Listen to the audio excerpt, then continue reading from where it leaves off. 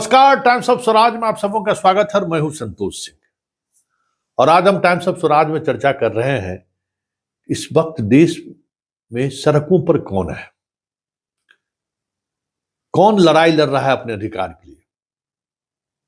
बिहार में शिक्षक, पंजाब में किसान, उत्तराखंड दिल्ली में जवान जो सेना की नौकरी चाह रहे हैं, वैसे लोग, उनका परिवार सड़क पर है इस अग्निवीर पॉलिसी को लेकर। जरा गौर से सोचिए, किसान कौन है, शिक्षक कौन है और जवान कौन है, और इस तीनों में कौन लोग हैं। शिक्षक किस तरीके के परिवेश में पढ़ लिख कर आपके बीच है, समाज के बीच है। किसान किस वर्ग के लोग हैं और सेना में जाने वाले लोग कौन हैं। जब इस पर आप विचार करेंगे ना, तब आपको लगेगा कि ये आज का जो हिंदुस्तान है वो हमें आपको पसंद नहीं करता है, या यूं कहें हमारी आपकी जरूरत उन्हें नहीं है, या यूं कहें कि उनकी नजर में हमारी हैसियत सिर्फ एक वोट देने का है। हम कैसे जिए, कैसे अपनी आने वाली जनरेशन को बेहतर तरीके से जीने का संसाधन मुहैया कराएं, इसकी चिंता आज की सरकार को नहीं है। तब तो सभी रोड पर हैं। जरा गौर करिए ना, और रोड पर क्यों है, एक बात ध्यान से सोचिए। इसी जवान के सहारे राष्ट्रवाद का नारा देते हैं ना। 5 वर्ष कोई फौज की नौकरी करके उसे बाहर निकाल दिया जाए, फिर वो क्या करेगा नहीं करेगा चीजें देख ही चुके हैं। फौज में जाता कौन है? उसी किसान का बेटा ना, उसी मास्टर का बेटा ना। कौन जाता है? आज किसान कौन है? आज गौर करिए, किसान कौन है और शिक्षक कौन है। 90% शिक्षक लोअर मिडिल क्लास से लोग आते हैं।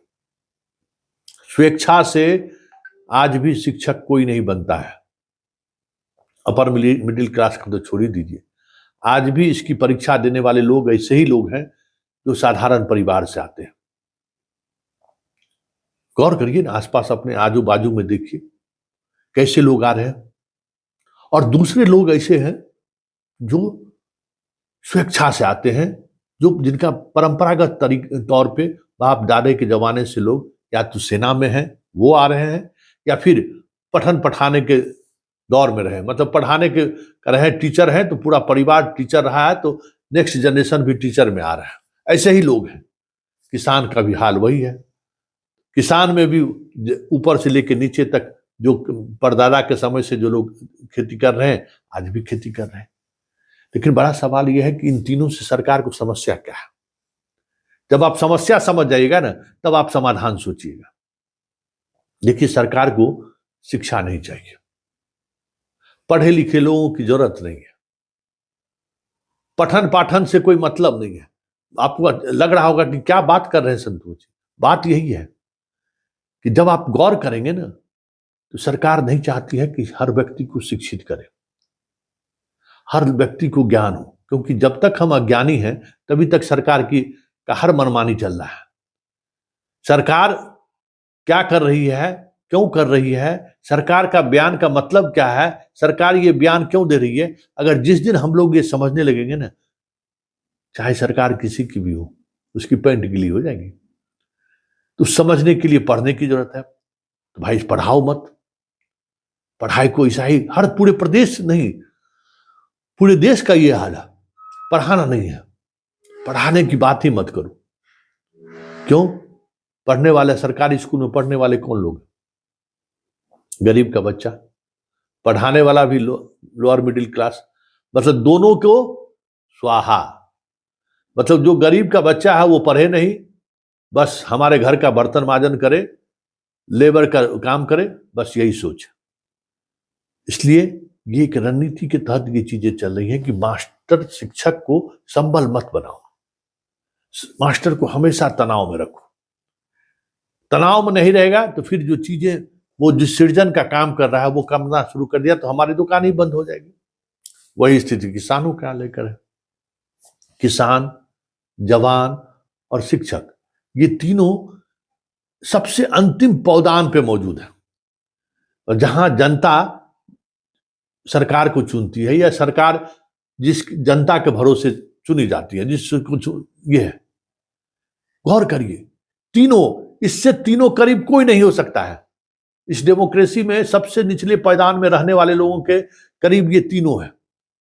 किसान है तो मजदूर उनके साथ है, शिक्षक है तो गरीब बच्चे उनके साथ है, जवान है तो उसका पूरा गरीब परिवार है, वो परिवार की खुशहाली के लिए नौकरी कर रहा है, साथ साथ राष्ट्र प्रेम का एक उद्गार भी उनके अंदर में है।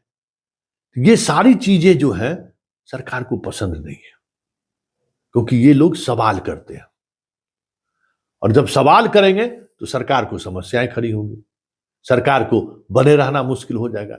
इसलिए इनको जितना तोड़ सकते हैं तोड़ो, इनको जितना कमजोर कर सकते हैं करो, इनको जितना निरक्षर बना सकते हैं निरक्षर बनाओ, ताकि वो आने वाले समय में हमसे न सवाल करे, न सीमा पर लड़ने के लिए भेजे, तो फिर चुपचाप शहादत की चोली ओढ़ ले, सवाल न करे कि हम 4 वर्ष के लिए यहाँ आकर क्या किए। वही हाल किसानों का है, जमीन बेचते चले जाइए, बेचते चले जाइए, आप जिस तरीके से खेती में जो चीजें आ रही हैं सब कुछ खत्म हो जाएगा। तो यही रणनीति है और इसी रणनीति को समझने की जरूरत है।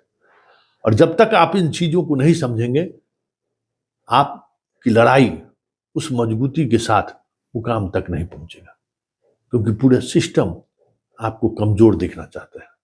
बिहार के शिक्षकगण, इन चीजों को समझिए कि मीडिया खबर क्यों नहीं अभी चलाए है ना, कोई सिस्टम के कोई भी अंग आपके साथ खड़ा नहीं। वजह क्या है? आज हर कोई प्रयोग किसके बिना पर कर रहा है? उस गरीब परिवार के बच्चों के बिना पर, जो सरकारी स्कूल में आज पढ़ने आता है, उसको वो पढ़े, वो सरकार की कदापि मंशा नहीं है। वो बेहतर जवान बने, सरकार की कदापि मंशा नहीं है। वो बेहतर किसान बने, सरकार का कदापि मंशा नहीं है। खुशहाली होगी, समृद्धि होगी तो सवाल होगा।